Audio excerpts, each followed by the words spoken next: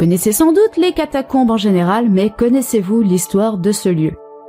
Pour commencer, on assimile abusivement du mot catacombe, et ce, dû à son ensemble de galeries, d'anciennes carrières où était extraite la roche, la matière première pour construire la ville et ses bâtisses.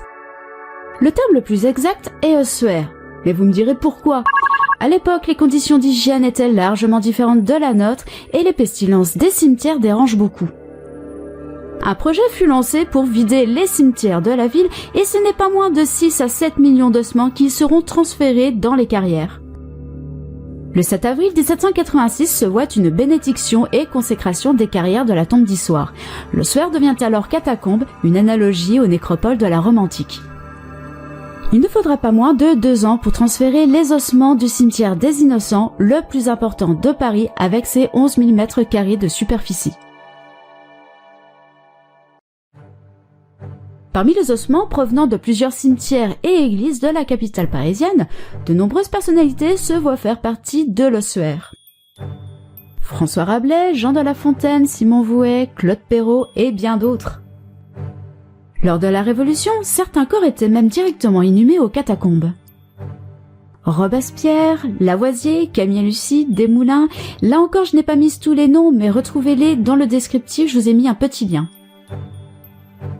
Les catacombes suscitent la curiosité de tous et c'est en 1787 que le premier visiteur fera son entrée, le comte d'Artois Charles X et en compagnie de dames de la cour. D'autres noms suivront, mais plus tard, comme Madame de Polignac et Madame de Guiche, et on ne rigole pas avec Madame de Guiche s'il vous plaît. Dans la nuit du 1er au 2 avril 1787, un concert macabre eut lieu dans la crypte de la Passion.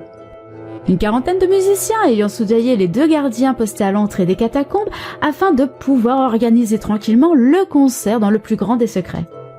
Afin de coller au mieux à l'ambiance sinistre des lieux, la soirée commença par la marche funèbre de Frédéric Chopin. À la fin du concert, une danse macabre s'effectua mais sous les vers du poète José Casali et rythmée par un xylophone confectionné en crâne. Depuis juillet 1809, nous avons la chance de pouvoir visiter ce lieu insolite, grâce à Louis-Étienne et Ricard de Thury, responsables du service des carrières de la ville de Paris. Alors un grand merci à ce cher loulou. Aujourd'hui encore, le site ne désemplit pas et les visites vont bon train, mais par petits groupes. Si le cœur vous en dit d'y aller, n'hésitez pas à rejoindre le site officiel qui vous proposera ses tarifs et les consignes de sécurité à suivre, car évidemment, tout le monde ne peut malheureusement y aller. Et c'est ainsi que s'achève notre aventure et j'espère très franchement vous en avoir appris un peu plus sur ce lieu incroyable mais tout aussi morbide. Des légendes tournent autour des catacombes et je n'en ai pas parlé pour la simple et bonne raison que je souhaite vous faire participer au prochain numéro des mythes et des légendes qui aura lieu le mois prochain. Je vous invite donc à choisir vos 2 légendes favorites et pourquoi pas voir vos noms affichés lors de la diffusion.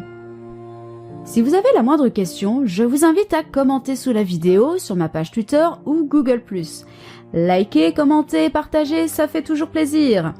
Comme à chaque fois, vous pouvez retrouver les liens utilisés comme la musique en descriptif.